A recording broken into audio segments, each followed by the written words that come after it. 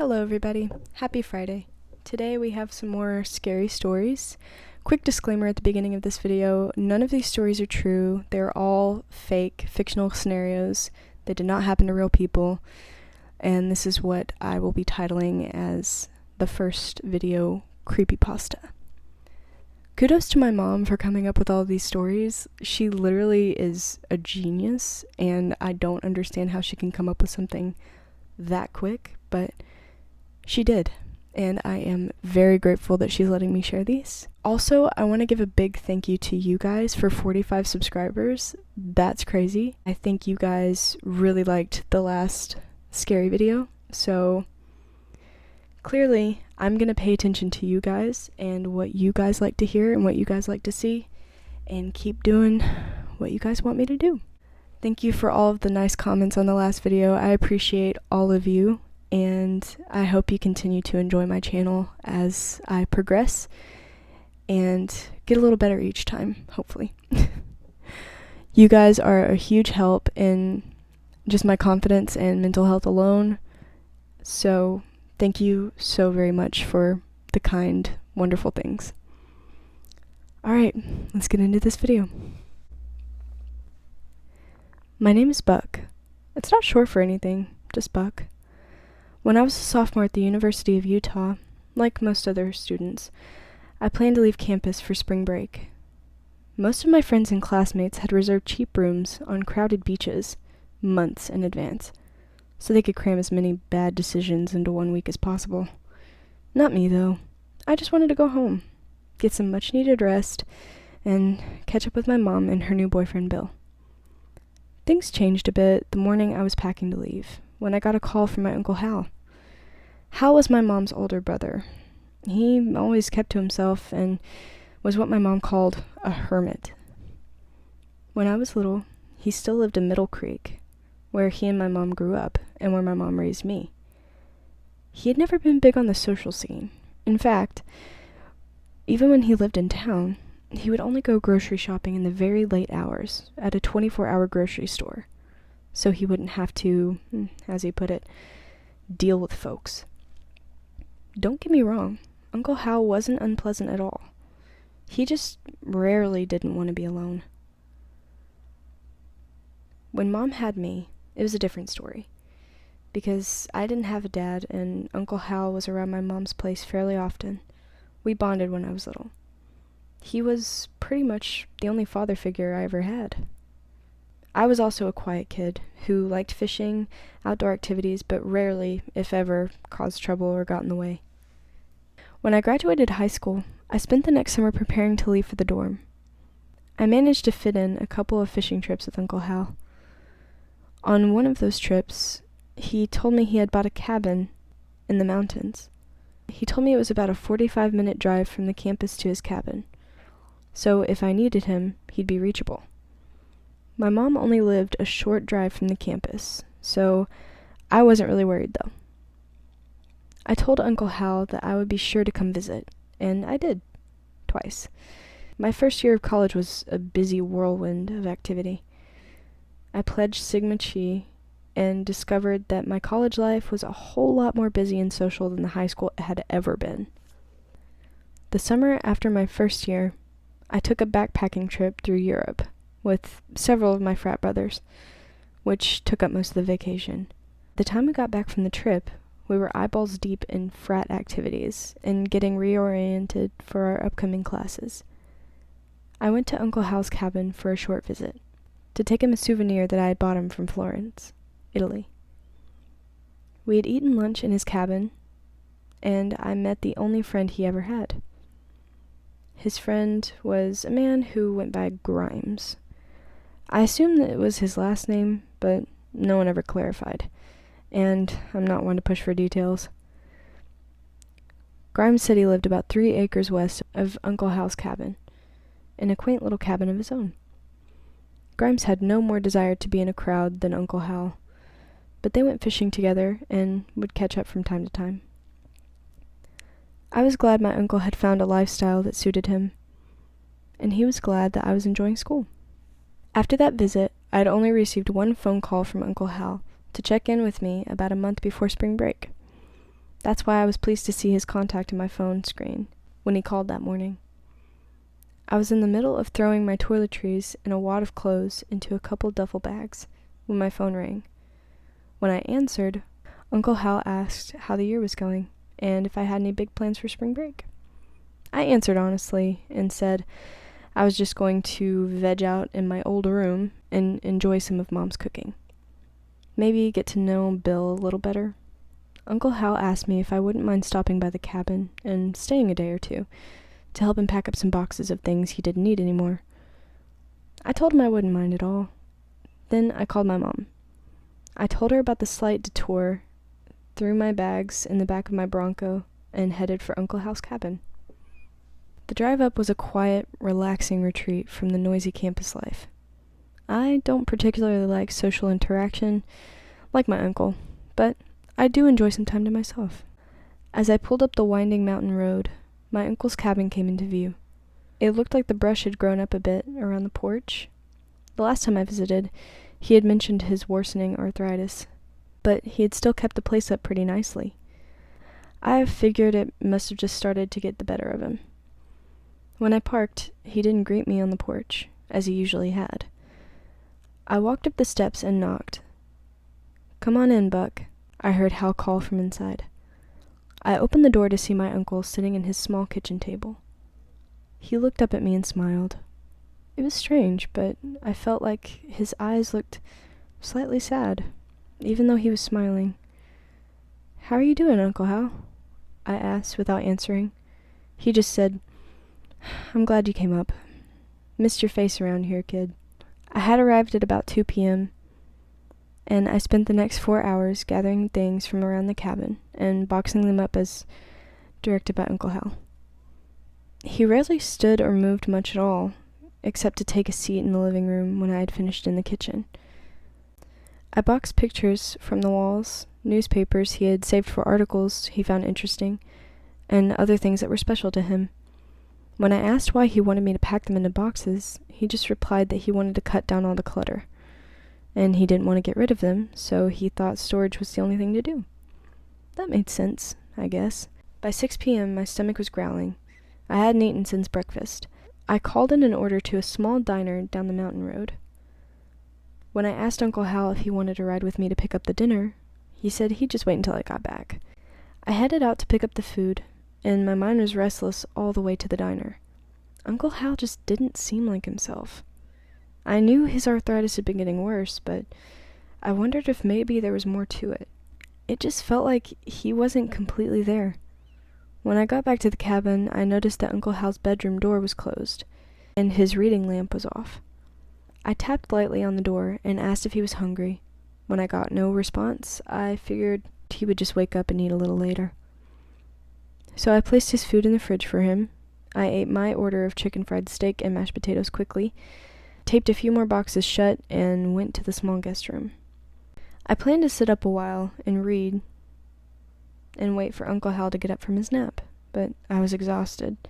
All the driving and packing had snapped all of my energy. I woke the next morning to the sun shining through the curtains onto my face. I still had my book in my hand. I got out of bed, washed up, and headed to the kitchen. Uncle Hal was already at the table. He looked up at me and smiled, much the same way he had when I had arrived the day before. I made eggs and coffee. When I offered Uncle Hal something to eat, he waved me away and said, "No, you go ahead. We'll get going packing again when you're done eating." I figured he must have just heated up his leftovers from the night before while I was still asleep. He had always been the early riser. I guess it's easier to avoid other people if you're up before they are. The rest of the day, I packed some keepsakes in his other 2 rooms. Many of the items were pictures of the 2 of us on fishing trips, and drawings I had made for him when I was little. He also had an extensive collection of books, which took me several hours to box. By the time I had finished with them, I realized Uncle Hal's door was closed and his lamp was off again. I figured he'd gone to rest for a while. This time for dinner, I packed up a couple of sandwiches from a shop in town. I figured that Uncle Hal would probably rather have something he wouldn't have to reheat. When I arrived back at the cabin, Uncle Hal's door was still closed, so I placed the sandwich in the fridge. And as I did this, I realized his plate from the night before was still on the top shelf, untouched. I realized that I hadn't seen him eat a single thing since I'd arrived. Well, he must have eaten something. He didn't seem to be starving. Uncle Hal did things in his own way. I figured I would ask him about it in the morning. I woke up around 9 the next morning to the sound of knocking at the front door. I got out of bed, wiped my hand down my face, and went to see who it was. I opened the door to see Grimes. I'd only met him once, but I recognized him right away. "Come on in," I said. I glanced back to the kitchen, expecting to see Uncle Hal at the table, but I noticed that his door was still closed. Thought he must still be sleeping. "Hey, kid, sorry I came over so early. I just wanted to check in and see how things were going. I'm real sorry about your uncle," he said. "Yeah, I had no idea how bad his arthritis had gotten, or I would have been up here more," I said. "Oh, the arthritis was bad, but in the end, it was the cancer that got him. He was the best friend I ever had. One of the only ones, really. I'll miss him. To tell you the truth, I was surprised you got here as fast as you did. I didn't think the hospital had time to notify anybody.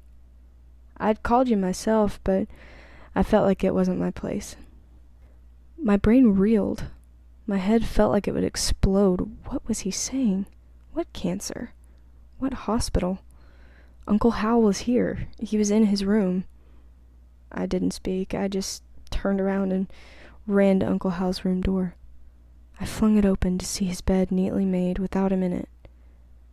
I couldn't process what I was seeing, or what I wasn't seeing. I had just seen and spoken to him yesterday. He called me the day before. None of this made any sense. I ran around the cabin and found no one. I grabbed my phone from the dresser and scrolled through my call log. There was no call in the past month from Uncle Hal. I whirled around to see Grimes on the front porch, looking bewildered at my outburst. I'm sorry," I stammered. "I've been here with him for 2 days. He's been showing me what to pack, and..." I trailed off. Grimes blinked and looked at me for a long minute. "You okay, boy?" he asked.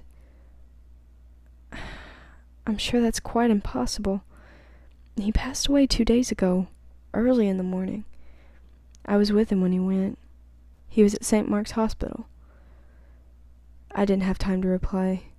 My phone began to ring in my hand, and I saw my mom's contact on the screen. I looked up at Grimes, and I accepted the call, and slowly I brought my phone up to my ear. "Mom?" I choked out. "Buck," she cried into the phone, "why didn't you call me? I didn't even know Hal was at the hospital. They just called me and told me." I just blinked. I couldn't speak for a moment. What could I say? If I told her I had been there at the cabin talking to him, what would she say? "I'm sorry, Mom. I'm sorry." That was all I could say. "I'm driving up," she said. "I'll meet you at the cabin." I agreed and hung up the phone. Grimes was still standing in the front doorway, looking confused and slightly uncomfortable.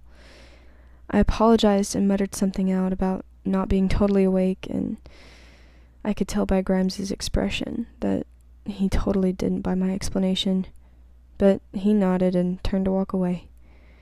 He took a step and turned back. "I'll say this, kid," he said. "Your uncle wasn't attached to a whole lot in his life, but he sure did think a lot of you." All I could do was nod. As Grimes disappeared around the bend of the trail back to his cabin, I turned to go back inside. I stepped into Uncle Hal's small kitchen and looked down at the table. There, at the place where Uncle Hal had always sat, was the leather wallet I had bought him from Florence. I knew nothing had been there earlier. I was sure of it. I picked up the wallet. I turned it over in my hands, and then I opened it. All I found inside was a photo, taken by my mother, of me and Uncle Hal on our first fishing trip.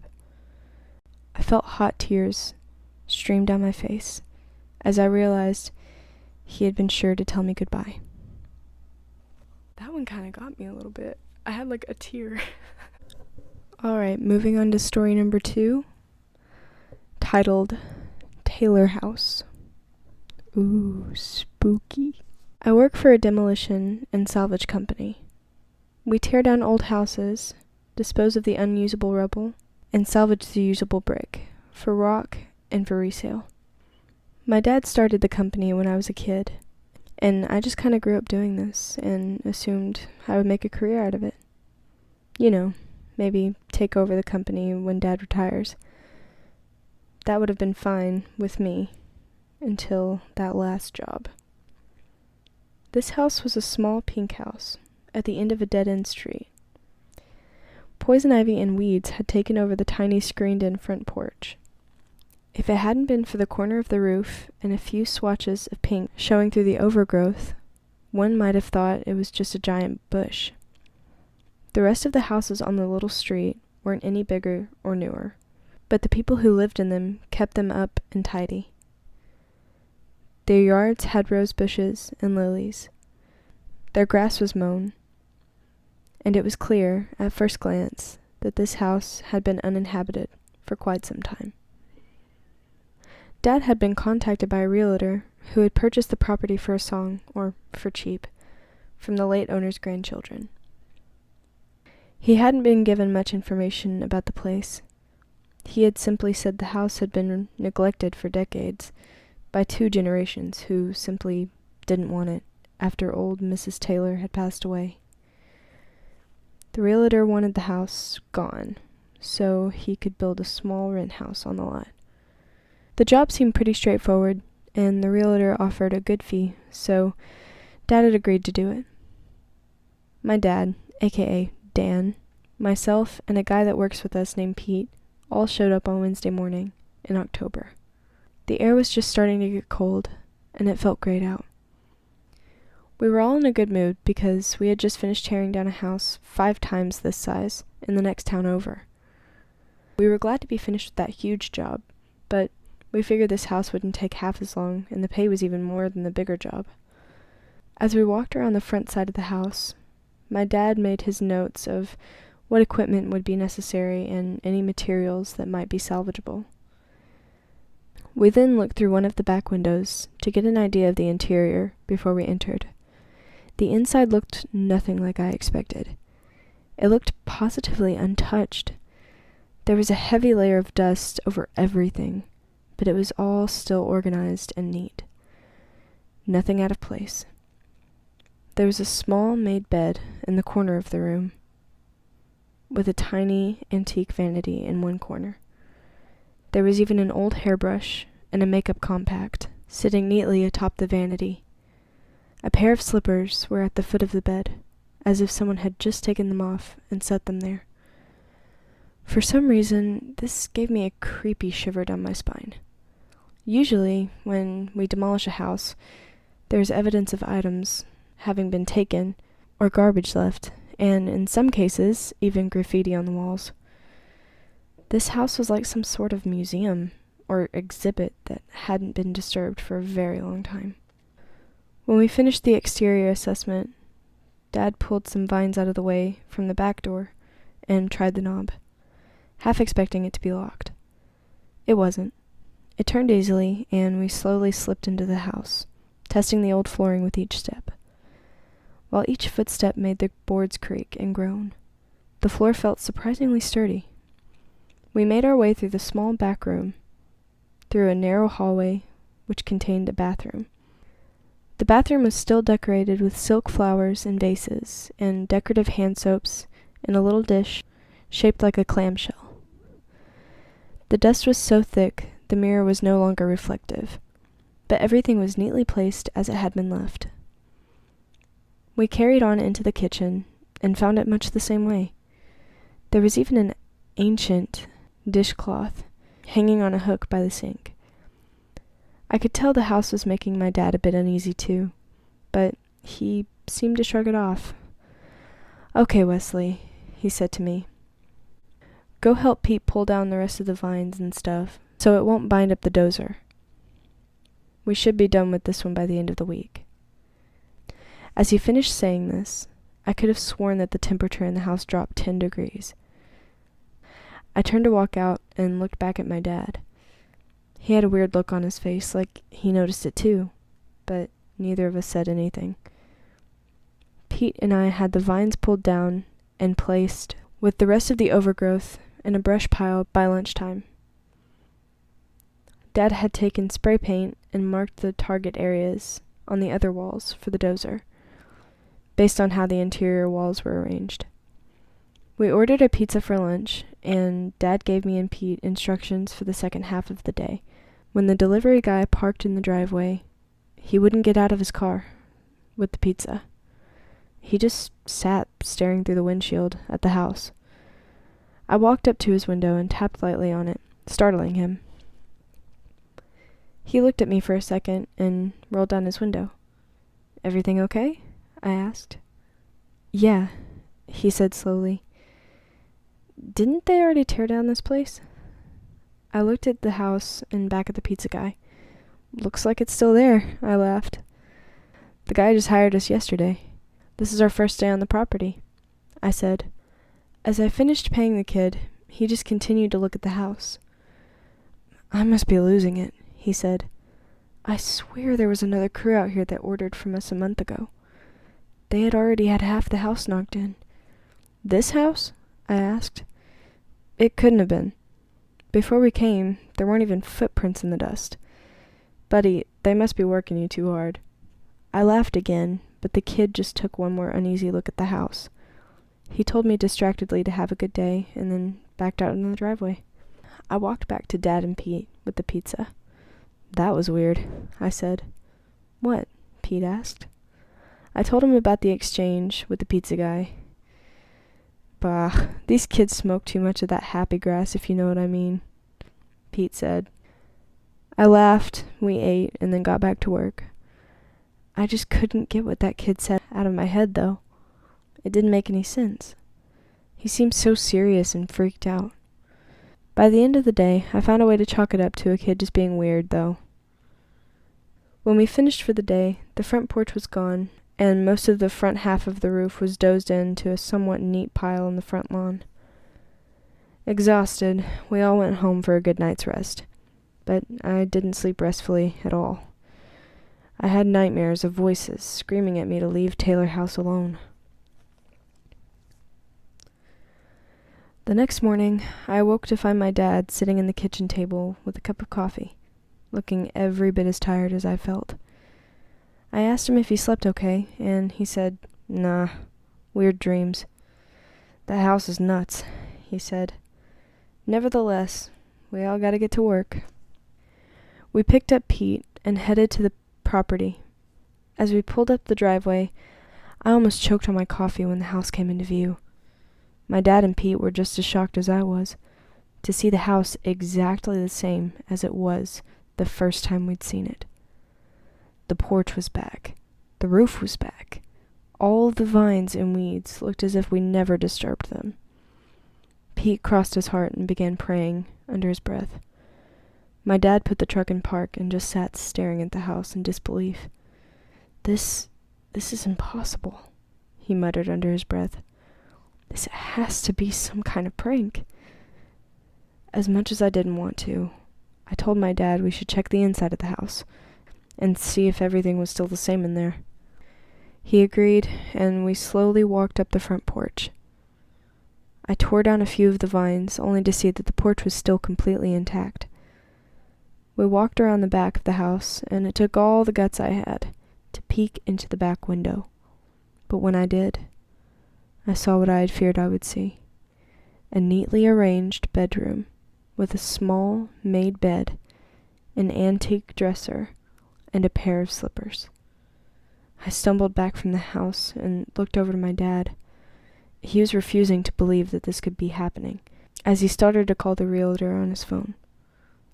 As my dad spoke to the realtor on the phone, his face went pale, and he hung up the phone without saying anything else. I asked him what the realtor said, and he said when he explained the situation to the realtor, The realtor became hostile and screamed that this was the third demolition company that tried to pull this scam on him, and that we could just forget about getting paid.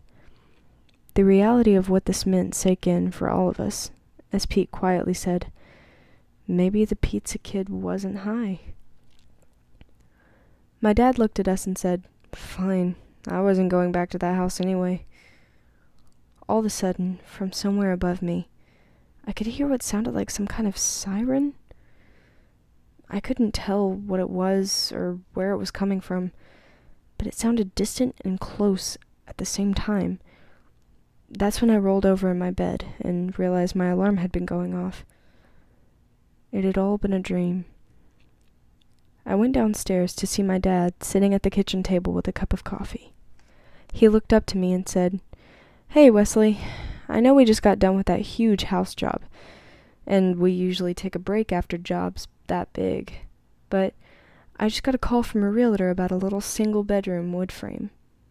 They call it Taylor House. This guy's offering twice as much as we just got for that big job." All I could do was stare at him with my mouth hanging open. So that's going to wrap it up for this week's video. Let me know down in the comments which one you liked better.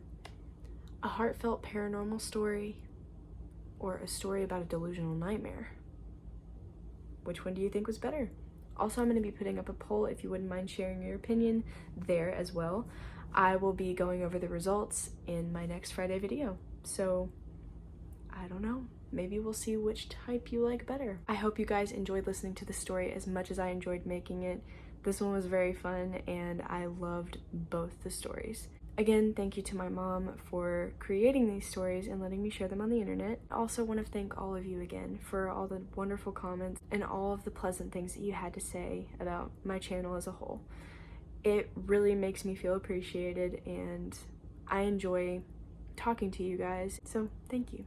Thank you all for listening, thank you all for watching, and I will see you all in the next video. Bye bye.